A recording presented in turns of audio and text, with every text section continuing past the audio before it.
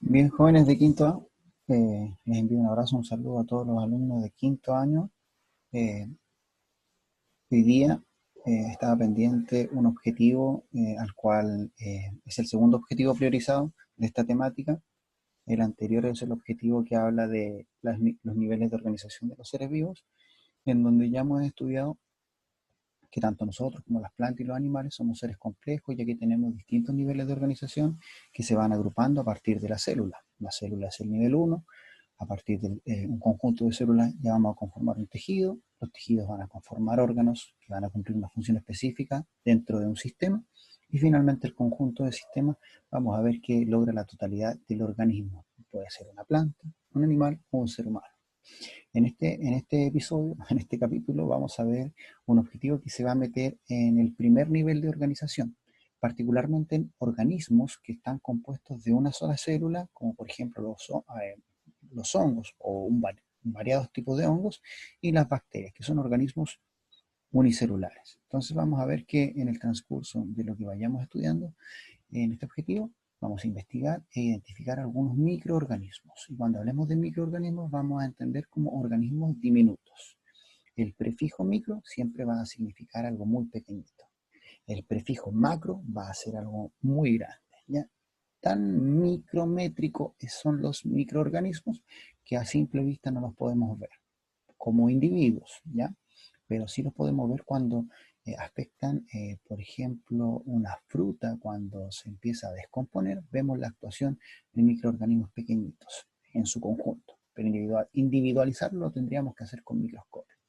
Vamos a identificar que estos microorganismos, algunos, como las bacterias y hongos, son beneficiosos, no solamente causan enfermedades, y vamos a ver este conocimiento típico que vinculamos a los microorganismos que causan enfermedades, es decir, que son dañinos. Vamos a tener a las bacterias y a los hongos como organismos vivos, ya que están compuestos de una célula, a lo menos. Sabemos que el nivel inicial de la vida es a nivel celular, y vamos a ver que los virus no van a cumplir con ese requisito, de que los virus se desconoce su origen, son simplemente material genético, es decir, con su estructura no alcanzan a ser una célula, por lo tanto no calzan dentro de lo que vamos a conocer como seres vivos. ¿Ya? Finalmente, ustedes a partir de lo que vayamos estudiando, se espera que ustedes puedan proponer medidas de cuidado. Con el coronavirus hemos aprendido que justamente este último concepto, la higiene del cuerpo, es clave para que no nos afecten estos microorganismos, ¿ya? Tanto bacterias como hongos, y en este caso el coronavirus, que a diferencia de la influenza y de los coronavirus anteriores, eh, se propaga mucho más rápido, ¿ya?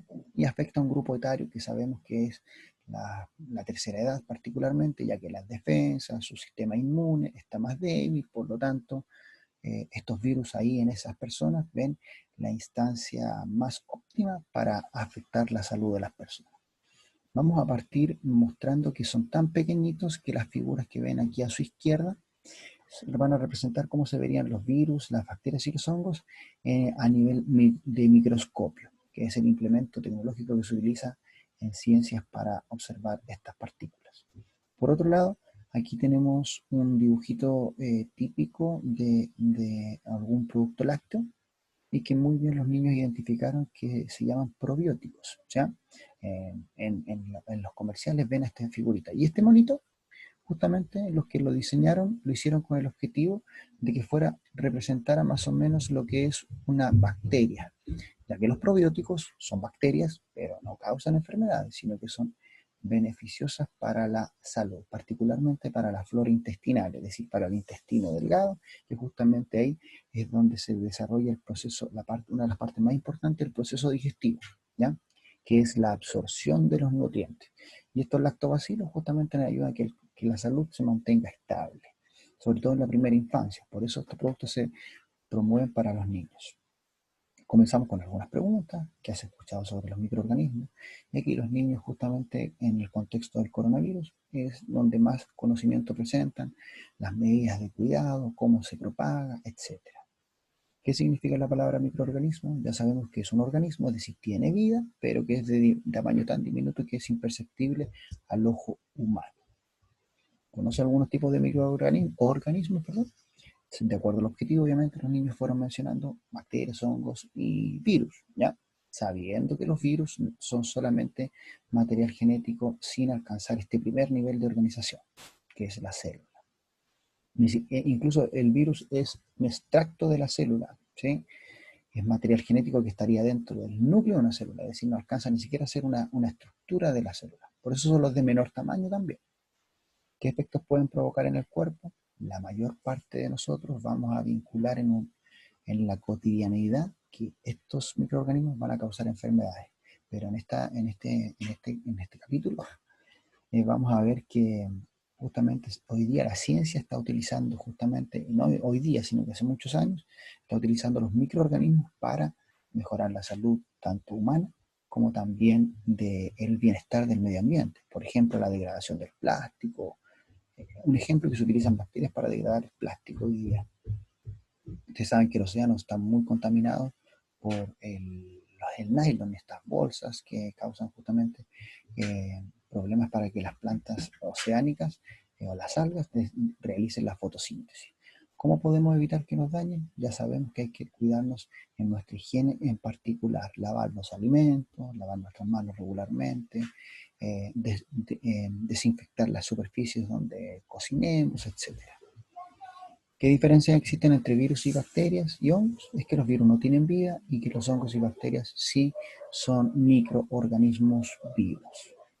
Hablamos de los probióticos, que justamente es donde son situaciones cotidianas donde nosotros podemos ver presencia de estas bacterias, si bien no las vemos individualizadas, sabemos que aquí lo que estamos consumiendo son bacterias sanas para la flora humana, particularmente para el intestino. En los famosos chamitos, también vamos a ver que está el rótulo de probióticos. Pro significa a favor, que ayuda, biótico, que son estos pequeños microorganismos, estos seres vivos que ingresan a nuestro cuerpo y nos favorecen. Por eso el nombre de probiótico. Cuando vemos que hay una materia orgánica, carne o frutas o verduras, con el pasar del tiempo, sabemos ahora que en el aire, en la tierra, en el agua van a haber bacterias y microorganismos. Por lo tanto, su papel fundamental es descomponer la materia orgánica. Y aquí vemos justamente, si bien no podemos decir ahí hay una, hay dos, tres, cuatro hongos, no, aquí vemos que la fruta se está pudriendo por el actuar de estos microorganismos. En nuestra boca, que es una de las zonas donde más bacterias vamos a encontrar, justamente porque aquí se forma la placa bacteriana. Todas las pastas de dientes que veamos, aquí yo puse Colgate, o Colgate como dicen los argentinos, vamos a ver que eh, la mayor parte de las pastas de dientes va a tener ese eslogan, combatir la placa bacteriana. Y justamente como muestra esta imagen, vamos a ver una imagen ampliada que justamente estas bacterias van a actuar en la descomposición de los restos de comida que van quedando aquí y eso va a generar las caries. Por eso desde pequeñito se nos transmite el tema de cepillarse por lo menos 3 veces o usar entre medio de los dientes la famosa seda dental porque aquí se acumula y la placa va a actuar. La lengua también. Así como la boca, también tenemos las axilas, los pies. De manera externa vamos a tener bacterias y también internas. No van a causar enfermedades todas, claramente, pero sí nos van a hacer una barrera de protección también, ¿ya? El pan, todos saben que el pan se hace con levadura, que es este conjunto de hongos que nosotros vemos acá. La levadura es un hongo. Cuando entra al horno el pancito, mezcladito la harinita con la levadura empieza a expulsar dióxido de carbono. Y eso hace que el pan entre bajito al horno y cuando sale del horno, el pan sube. Y es simplemente por el actuar de este hongo llamado levadura, que va a generar que el pan suba. Ahí está la clave para que les quede más o menos rico el pan. La levadura. Bueno, el queso, también el queso es un producto alimenticio elaborado a base de bacterias, que por eso coloqué este conjunto acá. Y los hoyitos que va a presentar el queso, nosotros los vamos a vincular justamente al mismo efecto del pan. Estos hoyitos van a reflejar la salida de aire o de algún tipo de gas. En este caso me parece que es dióxido de carbono, que emana en la fermentación de estas bacterias. Estas bacterias van a actuar sobre el queso y van a expulsar el dióxido de carbono. Y eso va a generar justamente que se le hagan estos hoyitos, orificios. La cerveza también, el vino también es un producto, una bebida alcohólica que se produce a partir del accionar de bacterias que van a permitir la fermentación. ¿Ya? En palabras bien sencillas, por ahí lo he escuchado, la fermentación es como una pudrición, pero positiva, es decir, que no va a afectar de manera negativa al producto. A diferencia como veíamos las naranjas que se estaban pudriendo y que ya no se pueden consumir, en el caso de esto hay una fermentación, que sería una pudrición, un actuar de bacterias para que este producto quede disponible al consumo, ¿ya? Obviamente a una edad correspondiente.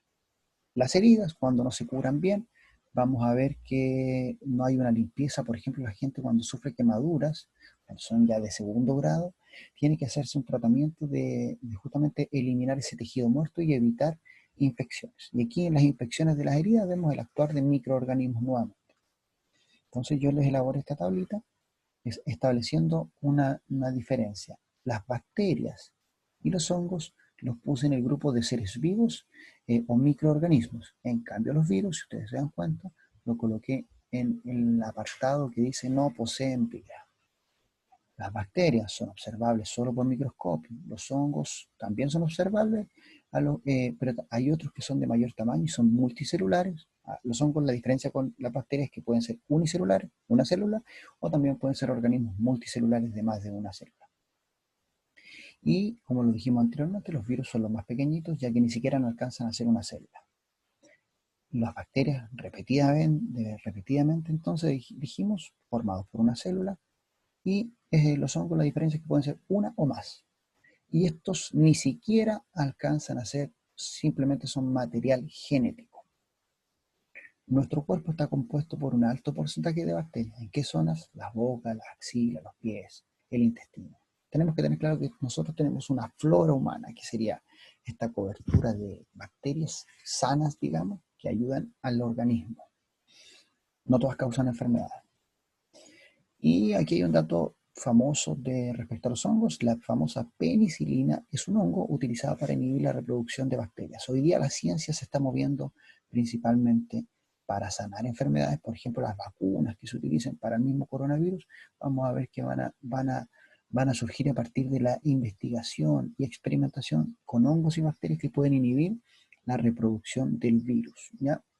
Y la penicilina es uno de los más famosos antibióticos, es decir, cuando usted tiene una enfermedad bacterial, la puede combatir con antibióticos. Si usted tiene una enfermedad viral, los antibióticos probablemente no funcionen, ¿ya? Los virus necesitan hospedarse en un ser vivo para multiplicarse, es decir, es una especie de de huésped no invitado, es decir, es un invitado de piedra. Cuando llega a contaminar las células, ya está en terreno fértil para seguirse multiplicando. Los hongos y las bacterias son parte de la flora humana, es decir, del metabolismo y del cuerpo humano de manera natural. Nacemos con ellos, morimos con ellos, y finalmente cuando ya estamos en la tierra, muertos, ¿cierto? Nuestra materia orgánica, la piel, los huesos, los músculos, se van a ir degradando por el actuar de microorganismos que están en la Tierra. Es decir, estamos rodeados de estos seres invisibles. En cambio, los virus no son parte del cuerpo humano por naturaleza, son agentes externos. Son empleados en la producción de ciertos alimentos, tanto hongos como bacterias. Y en este caso, los virus hasta el momento solamente causan enfermedades. Son agentes infecciosos o agentes patógenos. Pero si le buscamos un parecido a estos tres, los tres pueden generar enfermedades, tanto por hongo, como por bacterias o como por virus.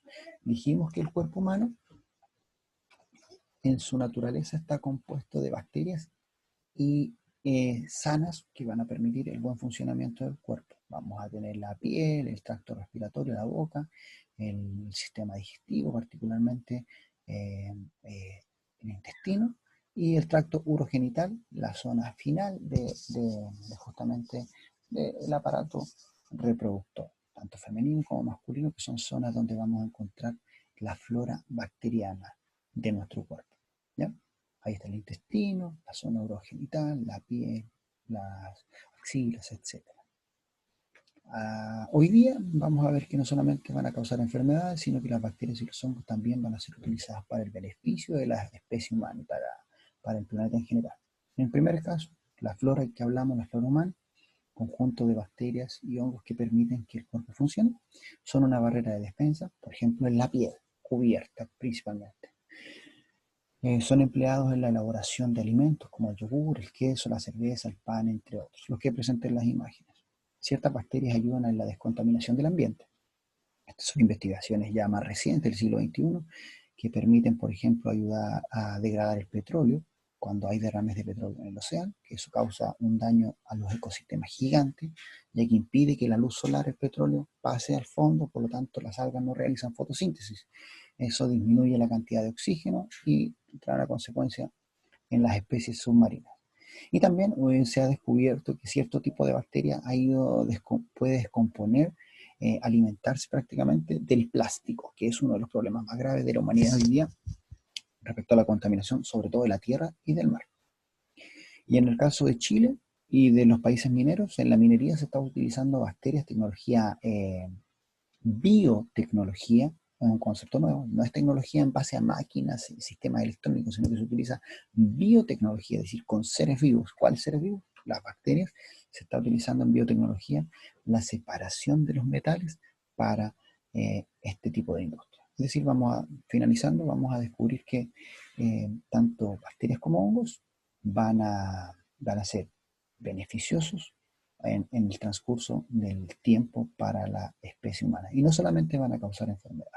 ¿Ya? En el caso de los virus, cerrar la historia que los virus hasta el momento todos causan enfermedades. Otro conocimiento que deberíamos manejar es que bacterias y hongos son seres vivos y los virus no alcanzan a ser seres vivos. Espero haberles ayudado y cualquier consulta nos vemos en clases. Cuídense, alumnos de quintos años. Cuídense, nos vemos. Adiós.